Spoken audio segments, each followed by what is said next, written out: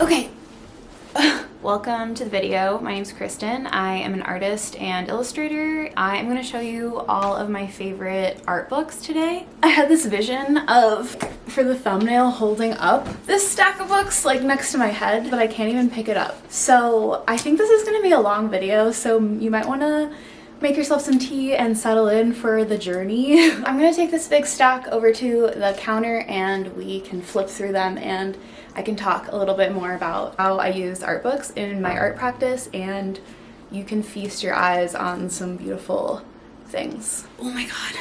All right, so I have this kind of divided up into two sections. The first section is more like how-to and instructional type of books, and then the other one is like pretty beautiful coffee table art books and like collections from specific artists. So I'm going to start with the how-to books because there's less of them.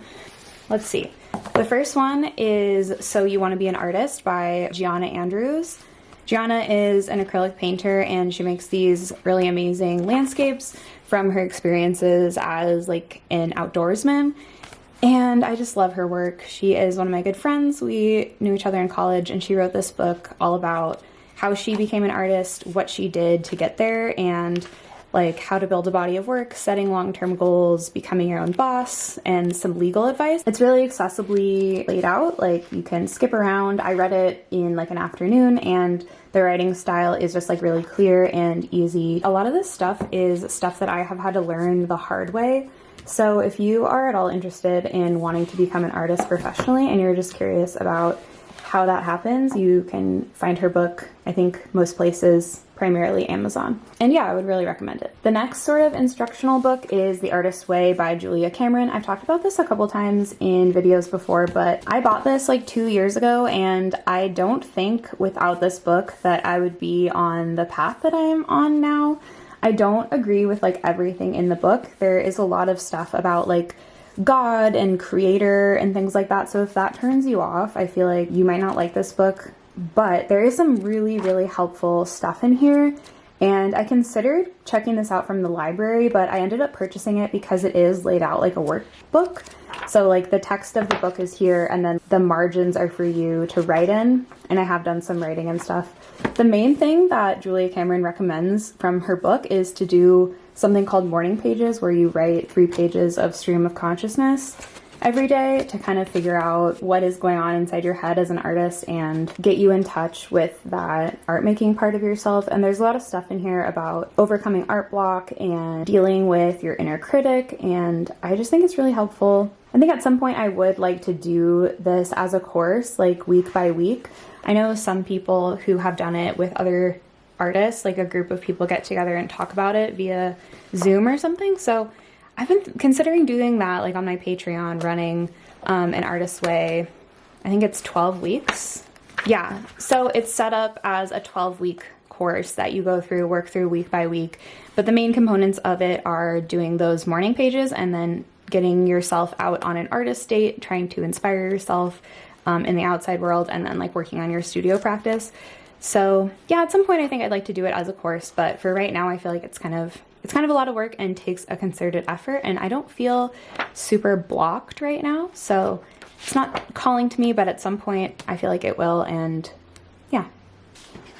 This is The Art of the Graphic Memoir by Tom Hart, who is a graphic novelist who wrote several graphic novels, one of them being Rosalie Lightning, which is a graphic novel that I really appreciate. I'm not really a huge cartoonist at the moment, but I do love graphic memoir. I think it's just like the coolest category of graphic novel because it's just so personal, and he goes through all of these different case studies of different ways that you can lay out your graphic novel and just different styles and what those styles might say about your story, how to lay out an outline, and like so much helpful stuff in here. If you ever have considered writing a graphic novel or writing a graphic memoir, I feel like this would be a really good place to start. He talks about storyboarding. I think he even works at a comics program. One thing that I used this book for was when I was first getting into graphic novels, I used it like a recommendation, like a reading list. So I went through and kind of saw certain artists that I really liked their style. I love Alison Bechdel. and I checked out their graphic novels from the public library. I really like to use art books like that. A lot of times they will have a list of citations like that you can go check out other artists and become inspired by what other people are doing, which I think is really cool. So yeah, that's The Art of a Graphic Memoir by Tom Hart. This is a new one for me. It's called Drawing for Illustration by Martin Salisbury. And I think it's meant to be more of a textbook. Martin Salisbury is an instructor and professor of illustration at Cambridge in their children's picture book program. So it is definitely geared for more like picture book and children's illustration, which is something that I'm really into. One day I would really like to illustrate a children's book, but I just got this the other day. It is kind of a new book, and I am so excited to dig into this. I haven't really looked at it very much, but I am going to devour this book. I can just tell I love drawing, and I love thinking about drawing and what different ways of conveying an image. There's sections on line, there's sections on materials, learning to see, and kind of like the other book, there is just a huge reading list of really accomplished illustrators, what kind of things their illustrations do successfully, and a bunch of sketchbook pages, which, if you know me, I am basically obsessed with sketchbooks, other people's sketchbooks, my own sketchbooks, and I just love all of these like rich drawings. I don't know how much I can show you without being like copyright. Yeah, it's kind of an expensive book. I think it was like $45. I bought it new, and I am so glad that I did. It is going to be a go-to in the future. On to the next section, which is all of these artist books. Some of them are by individual artists, and then other ones are more like a genre of art, so let's dig into that. If you have seen my work before, you know that I am a huge fan of Trout. I just love them so much, and I love this book by James Prosek. It's called Trout of the World. James Prosek is an illustrator and artist who is like a big fly fisherman, and he goes through and catalogs via painting and watercolor every fish that he has caught. And these ones are from all over the world, and I just love seeing how the different trout have such variation and color. I made this big painting recently of some trout that are from all the places that I have called home in my life. There's a whole video about it if you want to go check it out. I used James's work as like a jumping off point. I used acrylics and used my own reference photos, but I just, whenever I got stuck working on that piece, I would flip through this book, and it helps me a lot. Yeah, I just love looking through this and reading about all of the different fish. There's information on the left page, and then the illustrations are on the right side. Super fun to look through. And then also just for like watercolor inspiration, the way that he handles colors, and you can tell that he just has like such a grasp on watercolor as a medium. It's so fun. Yeah, so that's Trout of the World by James Prosek. And the spine is this awesome trout.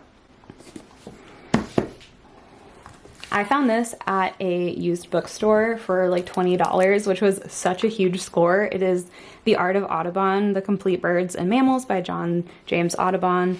And if you don't know who John James Audubon is, he is like one of the most famous wildlife illustrators of all time.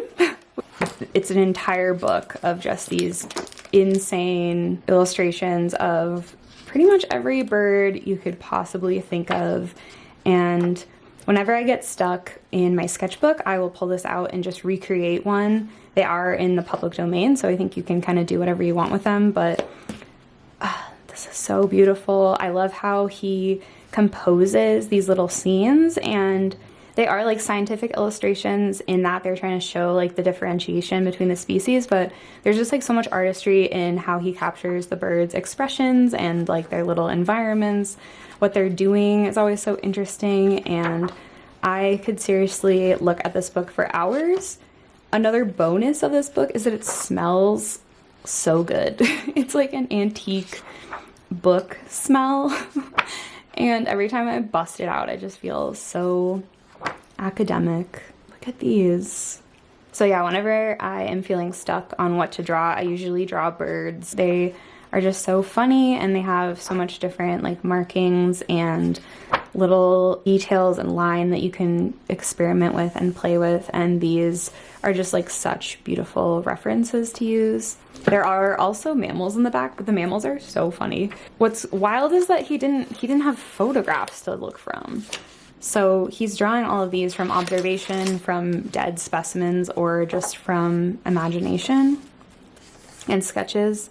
I would love to see like some of his process stuff. Like, how did he arrive at these images? I bet there is an archive somewhere that you could find. But yeah, I love this book. It's so thick. It takes up so much space. When I saw it in the used bookstore, I like nearly peed my pants because I was so excited. So it probably could use some maintenance. The like dust jacket is kind of falling apart, but. And then it also has this cute little message to Ron and Joni, 1983, with love, Richard. So if you know Ron and Joni, I have their book. Sorry, Richard, they donated your book. Maybe they died. Let's not judge them. Okay, that's the big guy. Put him over there. This is another used bookstore find. It is called The Spirit of Folk Art from the Girard collection at the Museum of International Folk Art. And I found this in a used bookstore. I just love folk art so much, and this is just one individual person's collection.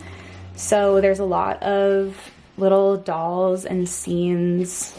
I love folk art. I love seeing how things are simplified and flattened and decorative, and all this textile and text stuff is so cool. I mostly use this book as color palette inspiration, so if I'm feeling stuck with colors for something, I open up this book and find color combinations that inspire me. Look at that little mermaid vessel. She's squeezing her little tit. So cute. This is one of my favorite textiles in the whole thing. I love all these really cool textiles that this person collected over their travels. There's just like a huge range of stuff that is super fun to look at. I really recommend used bookstores for art books because you can find stuff that like I would never have sought this out on the internet, but like it's so fun, and it feels like such a chase to go into a used bookstore and look for art books that feel up your alley, and it kind of hones your creative eye. I love it. The next one is this Matisse book that I also found in a used bookstore. Matisse is one of my favorite artists. I love pretty much everything that he did throughout his entire life. I love his use of color, and I really want to do a master copy from one of these paintings. I just think his painting style is so interesting, and I think it's really cool to check out a book like this from an artist that you like and just kind of see like where they started and where they ended up. You can take a journey through their life as an artist and see what was going on in their life and what was going on in the world and what was going on in art history that made them make the choices that they did. And what we know Matisse for are like these images and some of the paper cut stuff later in his life, but there's also all this other work that he was making in between. It's really encouraging for just your general mental health as an artist to realize that it's not a straight line making work, and there's all these little side quests and different style explorations you can do. And I just love looking at someone's big body of work that they've made throughout their life. It's really inspiring to me, and the text is super interesting as well. So I love this book. I like how thin it is. I keep it on my coffee table and look at it all the time. Speaking of finding an artist that you really love and exploring their whole body of work, I have this, which is The Diary of Frida Kahlo, which this is just direct scans from her sketchbook and her diary, which there is some kind of moral qualms I have about that because this was done after her death. Looking at this never fails to get me out of an art block, just to know that this amazing artist was drawing stuff like this in her sketchbook, just like little scribbly doodles with a bunch of text. And there are some like finished drawings in here, but a lot of it is just kind of stream of consciousness these amazing like automatic images, that the kind of work that you don't really see from Frida Kahlo. You see like her finished paintings, but there was like all of this rawness behind it, and that's what I really love about it. There's like little collage elements. It's just so rich and really, really fun to look at. She clearly was obsessed with color, but it's Frida Kahlo's sketchbook. Like, how cool is that? How much cooler does it get?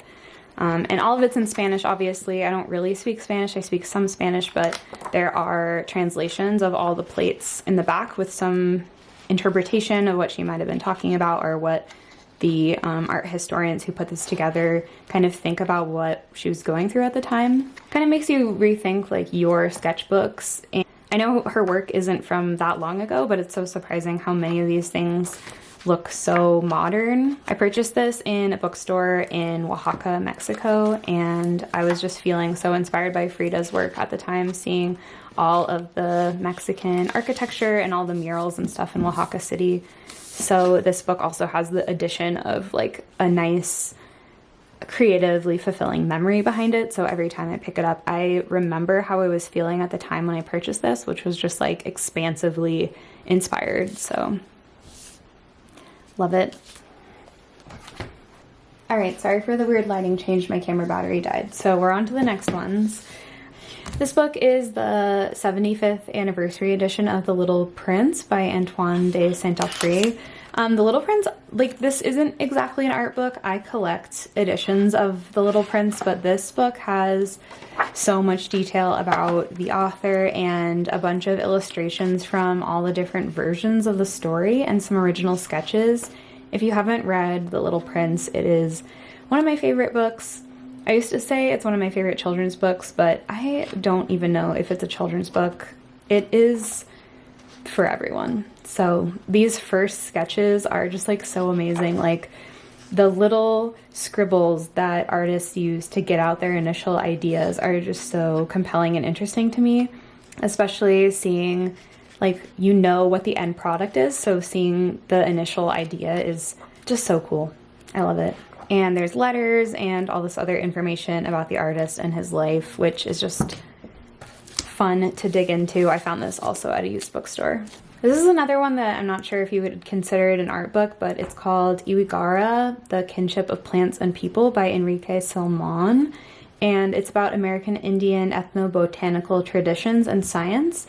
I am really interested in botanical illustration and humans' relationships with plants in general. So I picked this up at a bookstore in Fort Bragg in California. I use this a lot as reference and to try to find out more about plants that I interact with. It has all these different plants and how they are used and harvested, and historically, and then also in modern times. So I love this book. I think it's really cool, and I do consider it an art book. This one kind of goes along with The Little Prince. It is Eric Carle's Treasury of Classic Stories for Children. Eric Carle is one of my big influences. When I used to be a preschool teacher, I loved Eric Carle's books, and I would try to get as many of them as we could. And I think they just have this unique quality, all this paper cut stuff. These are like little poems and illustrated short stories. And this is just really fun to look through for illustration stuff. Yeah, just looking at this is so nostalgic. I loved looking at his paper cut illustrations when I was a kid and trying to figure out how they were made, because you can see that they are cut out pieces of like scribbled on paper. This book is just really fun to look through, and I believe it is also from a used bookstore. I love this illustration of this little sleepy baby in this cocoon. My partner is a librarian, so he works in the public library system and sometimes comes home with little finds for me, and this was one of the finds that he took from the library circulation. It's Emerging from the Shadows, a survey of women artists working in California from 1860 to 1960. So I think this probably came out in the 60s or 70s, and it is all just women artists, like the title suggests, and there is a huge array of work in here. I think it is really important as an artist, especially if you're self-taught, to kind of familiarize yourself with art history and learning about how artists write about themselves and how other people write about them. Just describing the paintings and stuff can really help you for formulating your artist statement, and different ways of applying paint, just like all of these colors. And then I've also been using this as kind of a reference sheet for people that I want to explore more of their work of. So I have some of these pages bookmarked for people that I would really like to have a art book of theirs if I ever come across it in like a used bookstore or something, just to know that, oh, I like Alexander Bradshaw's work or these other artists. And then I do also feel like when you are self-taught or just a general like art lover without having a ton of art history knowledge or experience, the artists that you know about are mostly white male artists. So knowing about, there's a bunch of indigenous artists and Mexican artists, and it's California, so this book contains like really well-known artists and then some who are like forgotten or a little less well-known. So it's really fun to look through this book and learn about female artists. I know it's very specific of California, but fun to look at. Last but definitely not least is this big Edward Hopper coffee table book. I love Edward Hopper, my partner really loves Edward Hopper, and I believe this is also from either the library or a used bookstore. And I just love Hopper's paintings. Again, kind of like the Matisse book, it's really cool to see where an artist starts. Oh, there's some pressed flowers in there. And where they end up. I really love all of his figurative stuff. He had such a way of like blending things and really understood like form. These buildings just look so thick and voluminous. I really would like to do a master copy of some of these paintings, so let me know if you'd like to see me do some master copies. I think it would be fun. I mostly work in gouache, which can have a similar look to oil paintings. I know with master copies you're generally supposed to, wow, I love this one. With master copies, you're generally supposed to try to work in the same size with the same medium to kind of see how the artist did that. But I think it can also be really fun to do it like a draw this in your style of master copy, where you use the mediums that you're familiar with and then try to recreate the values in the image, like the life of the image in your own style. And I think I would really like to do that with some of Hopper's work. I just love these big swaths of like wall, and yeah, these paintings are just always so cool to look at, which is kind of the point of art books. Nighthawks. It's a little fold out, which is cute. Such a cool painting. So iconic, and like you can see images of this on the internet whenever you want to, but it's just not the same as being able to look at it and touch it and get really close to it. Obviously, like seeing the actual painting would be cool, but having it in your house and you can flip to it whenever you feel like it is just so cool. Yeah, that's all my art books. I clearly don't buy them new very often, but when I do, they are like that Drawing for Illustration by Martin Salisbury, books that I'm going to use more like a textbook. And then I do like to find things at used bookstores. I'm kind of like a little raccoon. I like to hunt for things. Yeah, if you could in the comments let me know what your favorite art book is, if you have one that you think that I would really like, or if you think there's any art books that would fit really nicely into my collection that are missing. I love illustration, I love folk art, and I like painting, so all of that stuff, and I love children's illustration. So I really want to collect more children's books too, so let me know what your favorite children's books are, and then maybe I can do a collection video of all my favorite children's books as an illustrator. I think that would be really fun to flip through also. I just realized I forgot to say that I will try to link as many of these books as I possibly can in the description. A lot of these are really old and found from used bookstores, so it might not be possible, but when it is, I will try to link it below. All right, that's it. I hope that you enjoyed this video. Again, my name's Kristen, and I am Little Tiny Egg here on YouTube and Instagram and TikTok, all over the place. I also have a website where I sell my work. You can also find me on Patreon, where I make exclusive secret content every single month, so you might want to go check that out. I just wanted to say thank you for 2,000 subscribers on YouTube. I'm really, really close to being monetized, so if you are bored today and you want to go look in my archive of videos, I have some fun stuff, and I hope that you have a really great rest of your day. See you next time. Bye.